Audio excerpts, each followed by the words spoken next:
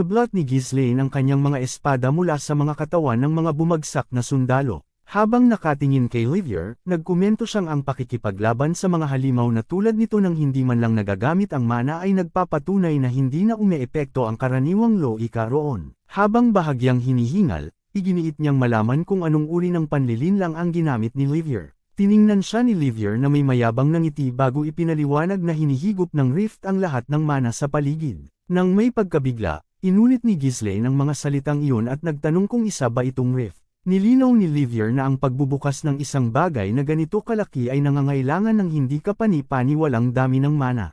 Ipinunto niya na ang pag-akit lamang sa isang taong nagtataglay ng dambuhalang mana na tulad ni Ghislaine patungo sa lugar na iyon ay nakatupad na sa kanyang tunay na layunin. Sa kanyang isipan, napagtanto ni Ghislaine na ang anomalya ang siyang sumased sa kanyang mana sa simula pa lamang. Nang mapansin niyang lumaki na ito ng higit pa kay Sarati, nanginig siya sa pag-iisip kung ano ang mangyayari kung tuluyang bumukas ang rift na iyon. Habang malinaw na nagbabalik sa kanyang isipan ang mga alaala ng halimaw na nilalang na kinailangan niyang harapin sa kanyang nakaraang buhay, tuluyan na niyang naunawaan ang lahat. Ipinahayag ni Ghislaine ng malakas na sa wakas ay nakikita na niya kung paano nangyari ang lahat, at tinukoy niya ang mga kaharap bilang ang mga may pananagutan sa pagpapasimula ng Age of Calamity at ang mga utak sa likod ng pagtatangkang wasakin ang per diem, sa pamamagitan ng pagsuporta sa Ducal House. Bakas ang labis na pagkagulat kay Livier dahil sa mga salitang ito. Habang nag-aalab sa matinding galit, tiningnan ng masama ni Ghislaine si Livier at mahigpit na humingi ng kumpirmasyon kung sila nga ba ang nasa likod nito sa simula pa lamang, ang Salvation Church. Agad na winasak ang tagpong ito ng isang matinding labanan sa pagitan nina Tennant at Lucas, kung saan sumugod ng buong lakas si Lucas at itinutok ang kanyang sibat diretso sa ulo ni Tennant para sa isang nakamamatay na atake. Hindi man lang natinag si Tennant at hinintay lamang niya ang kalaban nang nakabukas ang mga bisig na tila ba inaanyayahan ang pag-atake. Sa huling sandali, nang muntik nang dumaplis ang talam ng armas ni Lucas malapit sa kanyang mata, paitaas na iwinasiwas ni Tennant ang kanyang espada upang ilihis ang atake. Nang may nakakatakot na bilis at eksaktong galaw, inikot niya ang kanyang kamay sa hawakan ng sibat, inipit ito sa pagitan ng kanyang braso at ng puluhan ng kanyang espada, at hinawakan ito sa gitna gamit ang kanyang bakanteng kamay. Bago pa man makakilos si Lucas, mariin nang nakadiin ang espada ni Tennant sa kanyang lalamunan. Bakas ang labis na pagpapawis kay Lucas habang nakatayo siyang tulala sa matinding pagkabigla, hindi lubos maisip kung paano siya natalo sa isang sagupaan lamang. Habang mahigpit na nakatutok ang talam sa leeg ni Lucas, sinuri ni Tennant ang kanyang kalaban at sinabi rito na mabilis ito, ngunit masyadong hilaw at walang kasanayan, sabay dagdag na sapat na ang nakita niyang kakayahan nito. Isang nakakakilabot na asol na liwanag ang nagmula sa mga mata ni Tennant habang nagpapakawala siya ng nakakasakal na presensya. Puno ng takot na nanood sina Alfoy at ang iba pang mga sundalo ni Ghislaine, at lubos silang naniniwala na tapos na ang lahat. Tinanggap na rin ni Lucas ang kanyang kapalaran at ipinikit ang kanyang mga mata habang pumasok sa kanyang isipan ang imahe ni Ghislaine, ngunit laking gulat ng lahat nang ibalik ni Tennant ang kanyang espada sa kaluban nito. Habang naghahabol ng hininga at halos hindi makapaniwala na pinaligtas ang kanyang buhay, lumingon si Lucas at nagtanong kung talagang hindi siya papatayin nito. Walang emosyong sumagot si Tennant na hindi ba't ang kanyang talam ay hindi armas ng isang knight, kundi pagmamayari ng isang taong natuto lamang kung paano mabuhay sa isang madugong labanan. Iniba ni Tennant ang usapan at tinanong si Lucas kung hindi ba nito nabanggit kanina na si Count Fenris ay kasalukuyang nasa kabisera. Bagaman nabigla sa tanong, kinumpirma ito ni Lucas nang may bakas ng ginhawa at isang tipid ng ngiti. Nagliwanag ang mukha ni Tennant sa matinding pananabik at sinabing mas lalo siyang naging interesado sa lalaking nagngangalang Ghislaine, isang commander na may kakayahang pasunurin ang isang taong katulad ni Lucas. Pagkatapos nito ay lumipat ang tagpo kay Ghislaine na kasalukuyang nakikipaglaban ng matindi laban kay Livier. Tahasang pinaratangan ni Ghislaine ang kanyang kalaban bilang utak sa likod ng Age of Calamity, at ang tunay na may sala na nagtangkang sumire sa per diem sa pamamagitan ng pagmamanipula sa Ducal House. Nawala ang pagiging kalmado ni Livier dahil sa akusasyong ito. Sa matinding galit, humingi ng kumpirmasyon si Ghislaine at tinanong kung sila ba talaga ang may gawa ng lahat ng ito sa simula pa lamang, habang tahasang tinutukoy ang Salvation Church. Sa likuran nila, nauutos sa labis na pagkabigla ang malanding si Rosalind habang inuulit ang pangalan ng Salvation Church. Lumaki naman ang mga mata ni Livier sa hindi makapaniwalang napansin niya na maging ang pinakamataas na intelligence organization ng kaharian ay walang kaalam-alam sa kanilang pag-iral. Gayunpaman, sa hindi malamang dahilan ay alam ng konde ang pangalang Salvation Church. Mariin niyang tinanong kung saan at kanino narinig ni Ghislaine ang pangalang iyon. Casual namang pinansin ni Ghislaine na hindi man lang ito itinatanggi ni Livier. Dahan-daang umaabante na naglalakad si Ghislaine at ipinaalala kay Livier na sinabi nito kanina na nakamit na ang kanyang layunin nang tumuntong si Ghislaine sa kuweba. Itinutok ni Ghislaine ang kanyang espada kay Livier at idineklara na ang pagkumpirma sa kanilang koneksyon sa likod ni Duque Delphine ang naging pinakamalalang pagkakamali ni Livier. Sa isang iglap, sumugod si Ghislaine sa napakatinding bilis, na nagpilit kay Livier na bahagyang masangga ang paparating na tagagamit ang kanyang armas. Agad na sumunod si Ghislaine gamit ang kanyang pangalawang espada sa isang mabigat na atake pailas pababa, ngunit nagawa itong salagin muli ni Livier. Umamba ng pangatlong atake si Ghislaine, at mabilis na itinutok ang talam direkta sa lalamunan ni Livier, ngunit inilihis ni Livier ang espada sa gilid at itinutok pabalik ang kanyang armas kay Ghislaine kung saan ibinunyag nito ang mga nakatagong butas ng baril na nakakabit sa mismong dulo ng armas. Agad na napansin ni Ghislaine ang mga ito at inisip kung anong uri ng patibong ito. Ngunit bago pa man siya makapag-isip ng kung ano pa, kinalabot na ni Livier ang gatilyo sa malapitang distansya, buti na lang at mabilis na nakaiwas si Ghislaine sa huling microsecond, kundi, tapos na ang kwento. Sa may nagliliwanag na mga mata, mabilis na gumanti si Ghislaine ng isang malakas na atake. Sinalag ito ni Livier, ngunit ang puwersa nito ay nagpatalsak sa kanya paatras. Sandaling huminto ang dalawang mandirigma at nagkatitigan sa gitna ng matinding katahimikan.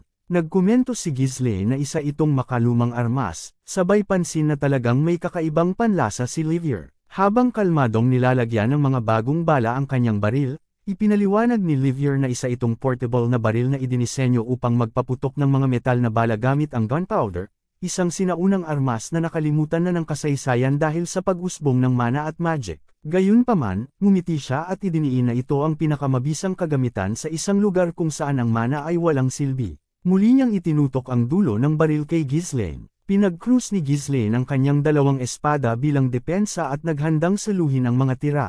Ngunit sa halip na barilin ng direkta si Ghislaine, itinutok ni Livier ang baril paitaas at pinasabugan ang matatalim na bato sa kuweba na eksaktong nasa itaas ng ulo ng konde. Nang mapagtanto na ang mga ito ay stalactites, gumalaw si Ghislaine na kasing bilis ng kidlat upang iwasan ang nag-uulan at naglalakihang matatalim na bato na bumabagsak sa kanya. Nang walang pag-aalinlangan, inihagis ni Ghislaine ang isa sa kanyang mga espada na parang missile na dumiretso kay Livier. Madaling nasangga ni Livier ang lumilipad na talam. Subalit nakalapit na agad si Ghislaine sa mismong maliit na pagkakamali ni Livier, na kung saan ay mabilis siyang nakalitaw sa mismong harapan niya.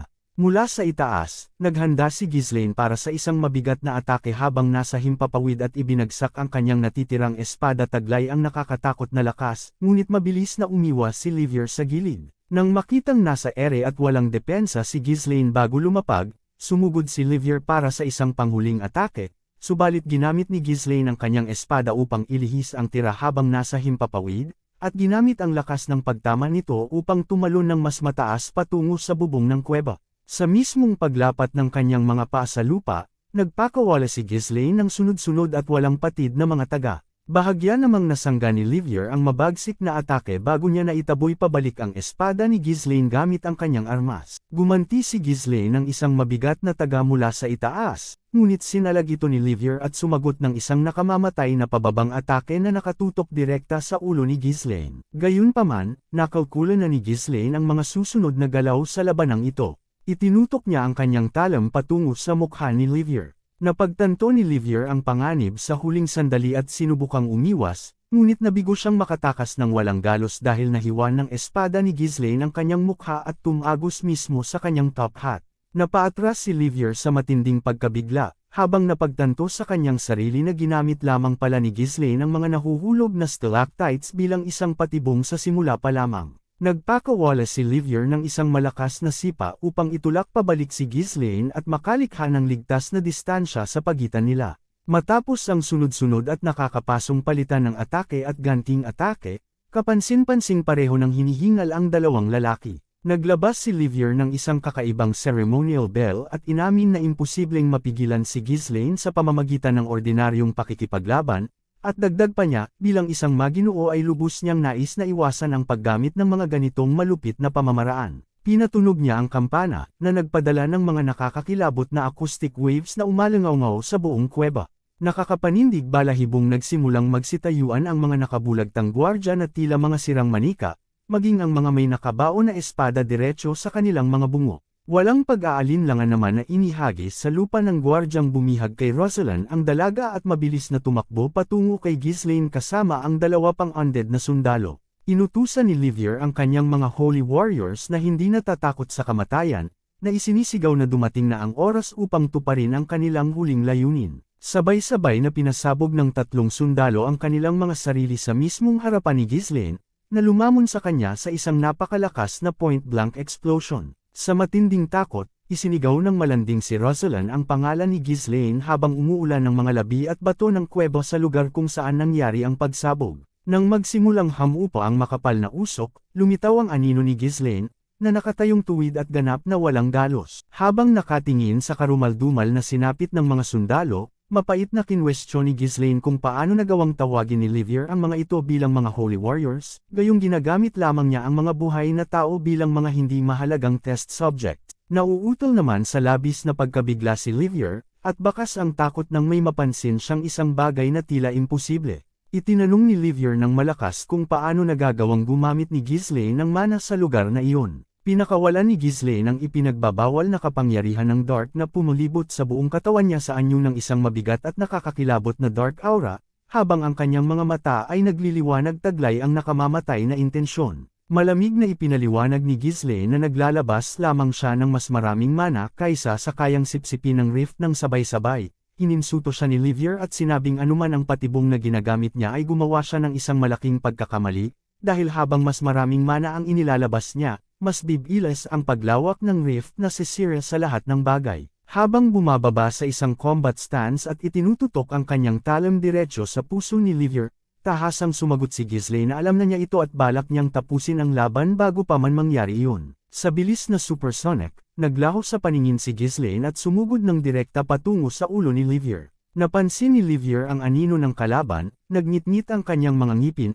at inilihis ang paparating na atake gamit ang kanyang armas. Sa isang nakakagulat na pangyayari, isinagawa ni Livier ang eksaktong kaparehong parry at trap technique na ginamit ni Tennant laban kay Lucas kanina, na walang dudang nagpapatunay na ang dalawang lalaki ay natuto sa iisang master. Tulad ng ginawa ni Tennant, idiniin ni Livier ang kanyang baril ng point-blank kay Ghislaine at isinigaw na iyon na ang katapusan. Ngunit hindi tulad ni Lucas, si Ghislaine ay isang sanay na halimaw sa larangan ng digmaan, kaya nang maarang ang kanyang daraanan ay binitiwan niya ang pagkakakapit sa kanyang espada, at umikot sa loob ng depensa ni Livier sa isang maayos na galaw na tila ba isang judo hip throw. Sa halip na kumpletuhin ang paghagis, inagaw ni Ghislaine ang kontrol sa armas, umikot pabalik, ibinaon ng malalim ang dulo ng baril sa tiyan ni Livier, at kinalabot ang gatilyo. Isang malakas na pagsabog ng dugo ang kumawala mula sa likuran ng katawan ni Livier kung kaya't napaluhod siya, malubhang nasugatan, at duguan. Sa matinding takot, napagtanto ni Livier na ang tunay na kapangyarihan ni Ghislaine, ang puwersang inilarawan sa mga confidential na ulat ng Ducal House, ay hindi lamang katulad ng sa kanila dahil ito ay mas malapit sa kanilang sariling pinagmulan kaysa sa inaasahan ni Newman. Kaya't sa puntong ito, matalim na tinitigan ni Ghislaine ang ngayon nakahandusay na si Livier ng may puno ng killing intent. Huwag kalimutan i-click ang subscribe button at i-on ang notification bell para hindi ninyo ma-miss ang mga updates. Babalik ako bukas para sa isa pang exciting na episode. Hanggang sa muli, ingat kayo at tandaan, ang kaban ng bayan ay kailangan bantayan, o ang kinabukasan natin ay pupulutin sa kangkungan.